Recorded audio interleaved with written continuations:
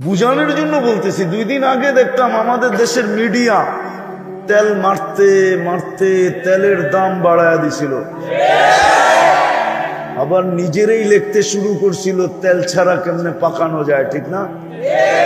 আবার এদের কি এখন দেখতেছি স্বৈরাচার বলতে বলতে বলতে গলা শুকায় ফেলতেছে। হ্যাঁ, মাঝে মাঝে দেখি তো একটু পরপরই পানি খায়, কেমনে গলা শুকায় যায়। তো একটু পরপরই দেখবেন গ্লাস রাখা, একটু পরপরই কি খায়, কি বলতে বলতে। এটা হলো দুনিয়ার আকর্ষণ। দুনিয়া আছে তো আকর্ষণ আছে, নাই? এই জন্য যুবকরা ভালো মতে বোঝো, তুমি আকর্ষণের পাত্র কতক্ষণ? যৌবন আছে যতক্ষণ, যৌবন নাই শেষ। কেউ আর ফুল চাবেও না, দিবেও না, বরং তাকাইলে 20টা গালি দিবে। বইব বানর গুড়া তো হইল, কিন্তু অভ্যাস গেল না, খাটাস, ঠিক না? আসলটা বুঝি। হাসানো আমার উদ্দেশ্য না, আমার উদ্দেশ্য আপনাদেরকে বুঝানো। আল্লাহর কাছে আকর্ষণের পাত্র হওয়ার জন্য কয়েকটা জিনিস দিছিলাম, যেটা দ্বারা মানুষ আল্লাহর কাছে আকর্ষণের পাত্র হয়। ওটা সদ ইচ্ছায় দিছিলেন, নিজের নির্বাচনের মাধ্যমে দিছিলেন। আল্লাহ নিজে নির্বাচিত করছে। কে? আল্লাহ। চিনেন আল্লাহ? চিনেন তো না, এই জন্যই তো আল্লাহ বলি না, ঠিক না? কে নির্বাচিত করছে? ভালো মতে বলেন। আল্লাহ বললে লস হবে না, 40 নেকি মিলবে, 40 নেকি। আমার কথা লেখা রাখেন ওলামাদের মাঝে, আল্লাহ বলার 40 নেকি আর বাকি 40 নেকি, দুটার বান্ডেল একরকম না। সংখ্যা এক, বান্ডেলে এক না। বান্ডেল বুঝেন তো? গাঠি বুঝেন তো? হ্যাঁ, এক না। বলেন তো, 1 মণ তুলা 1 মণ লোহা ওজনে তো সমান, ঠিক না? সত্য তো? কিন্তু গাঠি কোনটা বড়? বান্ডেল কোনটা বড়? কত বড়? ঠিক আল্লাহ বলার 40 নেকির গাঠি বান্ডেল এত বড়, রব্বে কাবার কসম মিজানের পাল্লায় জায়গা হবে না। যদিও সমস্ত জগৎ মিজানের পাল্লায় রাখলে ডিমের সমান। আপনি বলবেন এত বড় হবে কেন? আপনি দেখেন না আল্লাহর নামটা কার? নামটা কার নাম? কে রাখছে নাম? আল্লাহ নিজে নিজের নাম রাখছেন কি? আল্লাহ। এই জন্য এটার গাঠি এত বড়। কিন্তু আমরা তো নাই তো কেউ এখানে যে 200 বার ডেলি আল্লাহ বলে। আল্লাহ তো বলি না। কসম খোদা, কসম খোদার ওই পিছের দিকে যাওয়া যাবে না, সময় কম। নাহলে প্রবাদ বাক্য কেন হলো? যদি হয় কহর না ছাড়িও শহর। মনে হয় বোঝেন নাই? হ্যাঁ, তো ভাবছে ক্যাপিটালে ব্যবসা করলে সবচেয়ে ভালো ব্যবসা হবে, তো মদিনা মুনাওয়ারা এক ক্লিনিক খুলছে। সেমন কিন্তু দিন যায়, সপ্তাহ যায়, মাস যায়, কোনো রুগী নেই। একদিন জিজ্ঞাসা করছে, ভাই তবু রুগী নাই কেন? বড় আশা তো নিয়ে আসলাম ক্যাপিটালে, রাজধানীতে, সারা দুনিয়া তো এখানে আসে, কিন্তু রুগী তো দেখি না।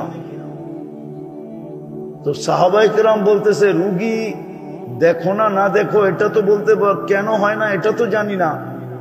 তো বলছে, আমাকে বলো তো, আমাকে বলো তোমাদের নবীজি তোমাদেরকে খাইতে বলছে কিভাবে, এটা বলো, তাইলে আমি বুঝবো যে রুগী হয়তো হয় না কেন।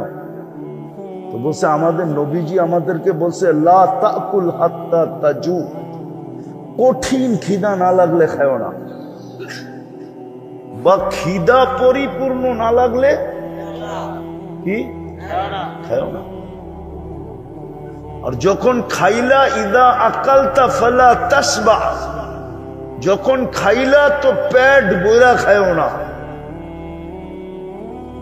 বরং 3 ভাগ করো, 1 ভাগ আগে পানি দিয়া ভরা নাও, আরেক ভাগ খাওয়া দিয়া বড়, আরেকবার খালি রেখা দাও।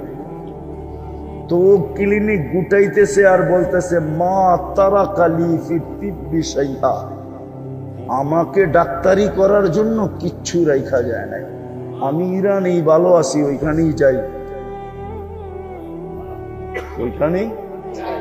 ওইখানেই চলে যাই, ওইখানেই। আজকে তো আমরা মানি না, নাহলে মুসলমান কেন ডাক্তার দেখাবে? মানি না, তাহলে তো মুসলমান ডাক্তারের রুগী হওয়ার কথা ছিল না। আল্লাহ আল্লাহ যে বলবে, আমার কাছে আমেরিকান ডাক্তারের ইন্টারভিউ আছে, সে এখনো বাঁচা আছে, সে খ্রিস্টান, করোনার সময় সে ইন্টারভিউটা দিয়েছিল 2021-এ, তখন আমি আমেরিকা ছিলাম। তো সে ইন্টারভিউ দিছিল যে আমার বুঝেই আসে না মুসলমানের হার্টের প্রবলেম হয় কি করে। তো বলছে কেন? বলছে মুসলমান যদি আল্লাহ উচ্চারণ করার মতো করত, শব্দ আল্লাহটা তো লেখার সময় হাড়ের মতো হয়। আপনি আলিফটাকে একটু ব্যাখ্যা করেন, হাটাকে একটু ব্যাখ্যা করে উপরে উঠে 2 মাথা মিলায় দেন, তাইলে দেখবেন পুরো হাট। আমি যদি পারতাম, বোর্ড থাকতো, আপনাদেরকে লেখা দেখায় দিতাম, পুরো হাট। আর কোরআনও বলে আল্লাহু নূরুস সামাওয়াতি ওয়াল আরদ, যত আলো তোমরা দেখো, যেরকম ঝর্ণা পাহাড় ফাইরা বাহির হয়, যত আলো দেখো তোমরা, যেটাকে তোমরা আলো বলো, সব আলো আমি আল্লাহ শব্দের থেকে ফাইটা বাহির। তো যে আল্লাহ বলবে তার ভিতর তো আলোকিত হবে, কি হবে? এই জন্য আল্লাহ যখন বলে না, আল্লাহ বলারও একটা স্টাইল আছে, ওটা আল্লাহ আলাদের কাছে যেতে হবে, তাহলে আল্লাহ বলার তরতিব পাবেন আপনি। ওই তরতিবে যখন আল্লাহ বলবেন, রব্বে কাবার কসম, ব্লক থাকলেও ছুটতে থাকবে, ভিতর ক্লিয়ার হতে থাকবে। তো আমি দুনিয়ায় আকর্ষণের পাত্র বুঝাইতে চাইতেছি না, আল্লাহর কাছে, রসুলের কাছে আকর্ষণের পাত্র হওয়ার জন্য কয়েকটা জিনিস আমাদেরকে দিছিলেন। নিজের নির্বাচনের মাধ্যমে, নিজে নির্বাচিত করা, নিজে ভালোবাসা, সর্বপ্রথম আমাদেরকে মুসলমানের ঘরে নির্বাচিত করছিলেন। কার ঘরে? কিন্তু আফসোস, আসলে আমাদের ভিতরে ইসলামের রং কতটুকু,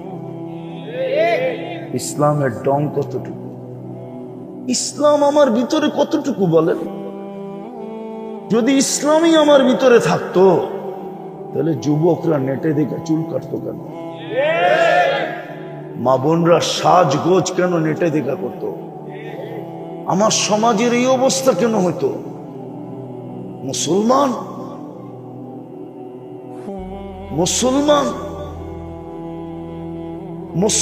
এবার মুসলমানের হাতে নির্যাতিত হয় কি করে? এটা তো ইসলামের সংজ্ঞার ভিতরেই নাই। ইসলামের যে তারিফ, যেটাকে বলে সংজ্ঞা, ওটার ভিতরে তো নাই।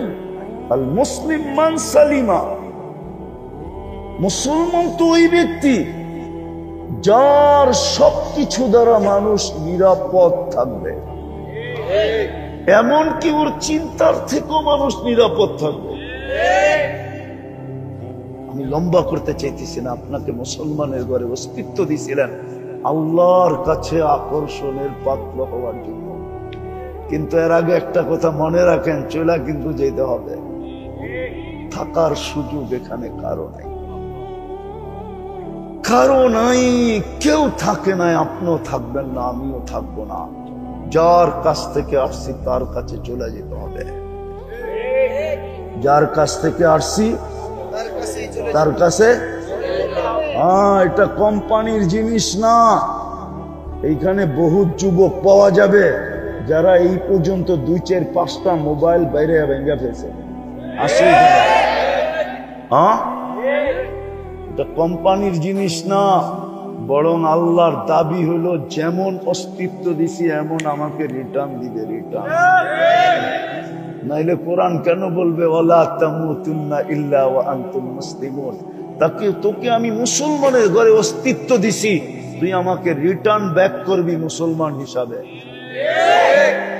ব্যাক করতে হবে, যারটা তাকে দিয়া দিতে হবে। এটা মনে রাখেন, তাহলে আমার কথা সহজে বুঝে আসবে। ইসলাম দিছিলেন আল্লাহর কাছে আকর্ষণের পাত্র হওয়ার জন্য। একটু ভাবেন আপনার আমার ভিতরে ইসলামের রং ডং কতটুকু, ভাবেন ভাবেন। কালকে সকালেই যদি রাত্রেই যদি চলে যাই তো এই চেহারাটা কি করে দেখাবো, কি করে দেখাবো?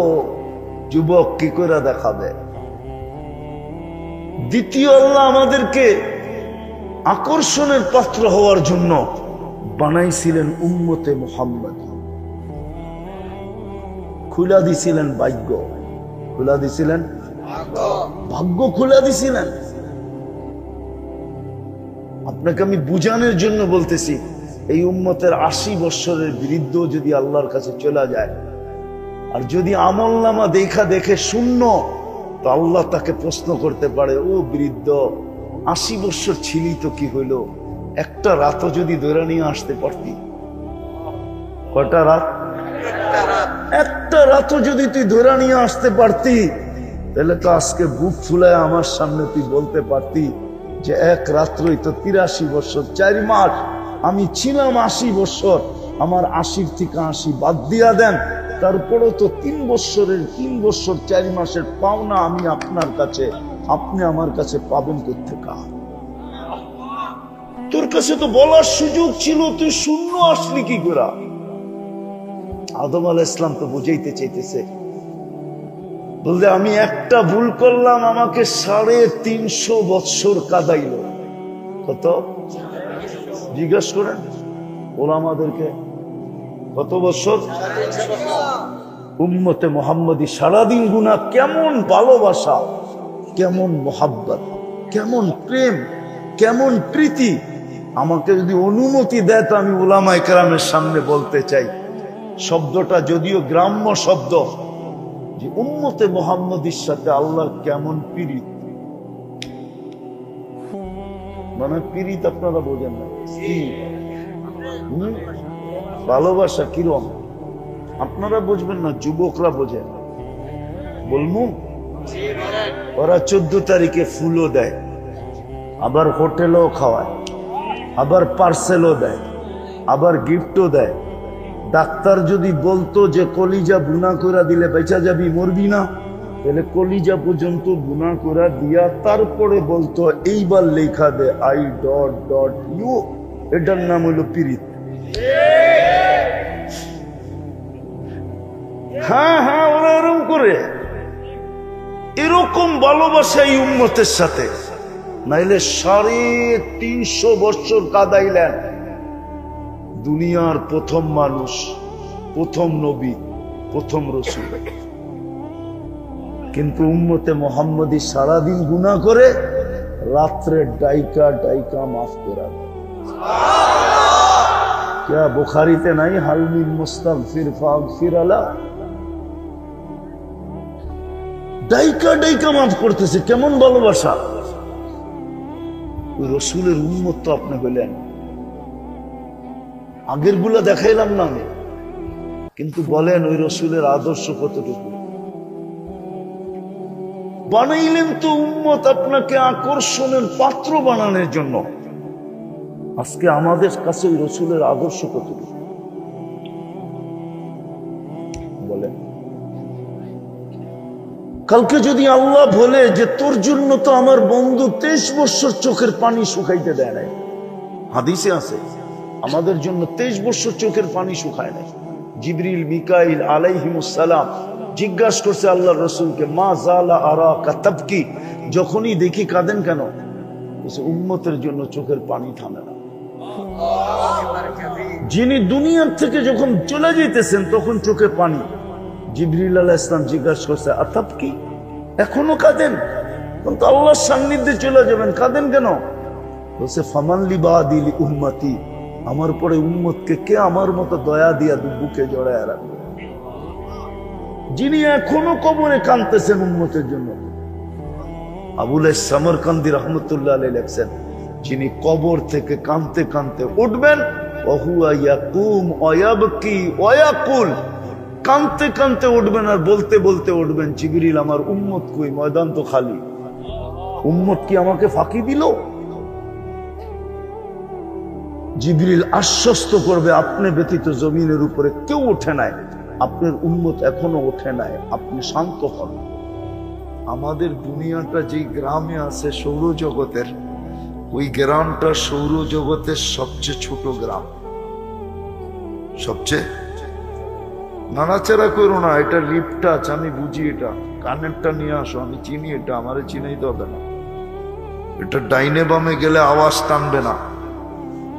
তো যেটা বুঝাইতেছিলাম, আমাদের দুনিয়াটা যেই সৌরজগতের গ্রামে আছে ওটাকে বলে ছায়াপথ।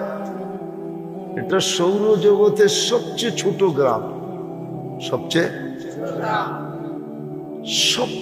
ছোট গ্রাম। যে ইউনিয়নের ভিতরে আমরা আছি সৌরজগতের, ওইখানে 47,000 গ্রাম আছে। কত? আমাদেরটা কত? সবচেয়ে ছোট।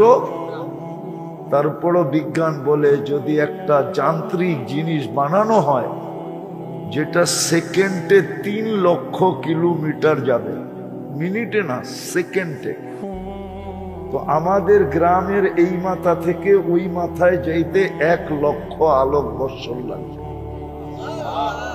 তাহলে গ্রামটা যদি এত বড় হয়, সবচেয়ে ছোটটা, তো বড় গ্রাম কত বড় হবে? ইউনিয়ন কত বড়, থানা কত বড়, জেলা কত বড়, বিভাগ কত বড়, দেশ কত বড়, মহাদেশ কত বড়। তো বিজ্ঞান বলছে সৌর জগতে 100 কোটি মহাদেশ আছে। আপনি যে আল্লাহু আকবার বলেন, আল্লাহু আকবার, আপনি জানেন না কত বড় আল্লাহর কুদরতি পায়ে মাথা রাখে। ওটার জন্য দরকার হবে আমার সৌরজগৎ খোলা, তাইলে বুঝবেন। 100 কোটি, এটাকে বিজ্ঞানের ভাষায় বলা হয় সুপার ক্লাস্টার। আমি মহাদেশ বললাম, 100 কোটি আছে। প্রথম আকাশের সামনে একটা বিন্দুর মতো ছোট। 100 কোটি প্রথম আকাশের সামনে কিরকম? একটা বিন্দুর মতো। দেখেন আপনাদের বিজ্ঞান এটার নিচে সিগনেচার করে দিচ্ছে। সব 6 দিনে কমপ্লিট। আপনাকে আমাকে তৈরি করছেন 10 মাস সময় নিয়ে। বুঝানোর জন্য এটা বললাম। সব সৃষ্টি 6 দিনে কমপ্লিট, কিন্তু আপনি আর আমি কমপ্লিট কয় দিনে? 10 মাসে কমপ্লিট। কুদরতি হাতের তৈরি, 10 মাস সময় নিয়ে তৈরি। সৃষ্টির ভিতরে সবচেয়ে সুন্দর বানাইলেন আপনাকে, মানুষের চেয়ে সুন্দর। সৃষ্টির ভিতরে কোনো প্রাণী নাই, কোনো সৃষ্টি নাই মানুষের চেয়ে সুন্দর। আপনি বলবেন আফ্রিকার গুলা তো রঙও নাই, ঢংও নাই। না, রং নাই, ঢং নাই, যেটা আপনার চোখে পড়তেছে, রব্বে কাবার কসম, ও সৃষ্টির ভিতরে সবচেয়ে সুন্দর। যদি সুন্দর না হইতো তাহলে ইসুফ আলাইহিস সালামের ব্যাপারে মিশরের মেয়েদের কথাটা সত্য হতো। ইসুফ আলাইহিস সালামকে দেখা মিশরের মেয়েরা বলছিল, মা হাসা লিল্লাহি হাযা বাশার ইন হাযা ইল্লা মালাকুন কারীম। এটা মানুষ হইতেই পারে না, মানুষের আবার এরকম রূপ হয় কি করে? এটা তো ফেরেশতা। আল্লাহ বলে ফেরেশতা এত সুন্দর হয় না, ওটা হুকুমের তৈরি, মানুষ কুদরতি হাতের তৈরি, মানুষই এত সুন্দর হয়। তো যে আল্লাহ সৃষ্টির ভিতরে আপনাকে সবচেয়ে সৌন্দর্য দিলেন এবং গঠন দিলেন, গঠন, আকার, আকৃতি, মানুষের চেয়ে সুন্দর গঠন আল্লাহ কাউকে দেন না। যদি দিতেন তাহলে আল্লাহ চারি কসম কেন খাইলেন? ওয়াত্তিন ওয়াজ্জাইতুন ওয়াতুরি সিনিন ওয়াহাদাল বালাদিল আমিন। তারপরে বললেন লাকাদ খালাকনাল ইনসানা ফি আহসানি তাকওয়িম। মানুষ তোর চেয়ে সুন্দর গঠন কারো নাই, কাউকে দেই নাই। সুন্দর দিক দিয়েও তোমার কোনো তুলনা নাই, গঠনের দিক দিয়েও তোমার কোনো তুলনা নাই। এই জন্যই মনে হয় যখন দেখলেন যে কুদরতি হাতের তৈরি, 10 মাস সময় নিয়ে তৈরি, সৌন্দর্যে সৃষ্টির ভিতরে যার কোনো তুলনা নাই, গঠনে যার কোনো তুলনা নাই, আল্লাহ বলে শ্রেষ্ঠত্বের মুকুটটা আর কার মাথায় দিব?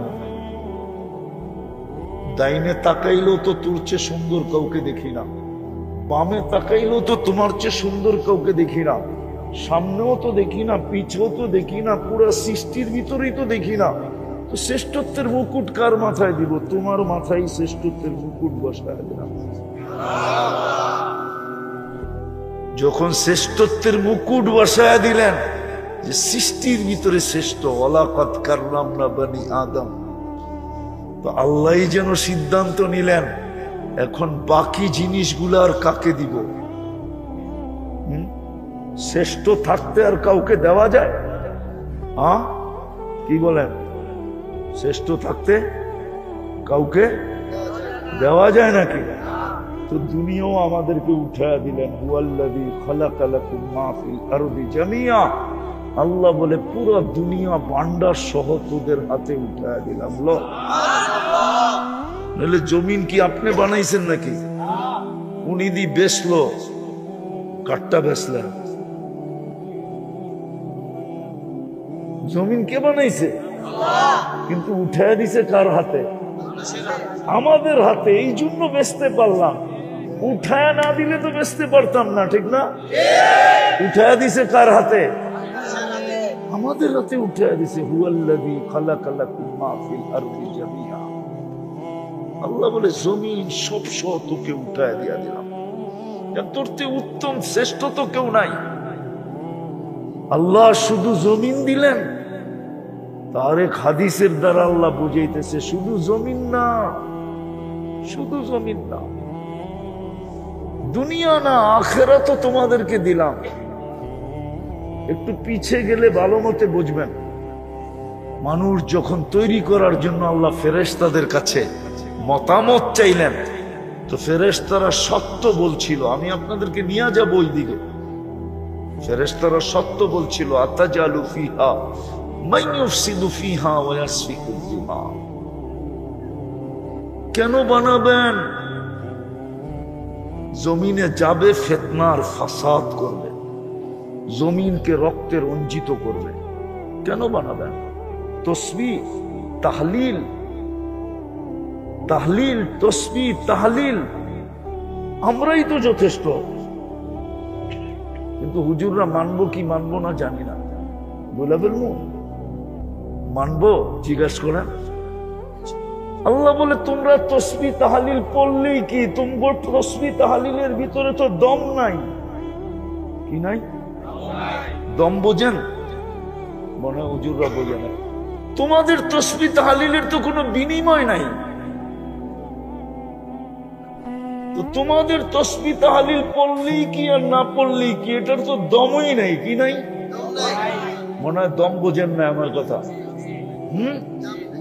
দাম নাই, কোনো বিনিময় নাই।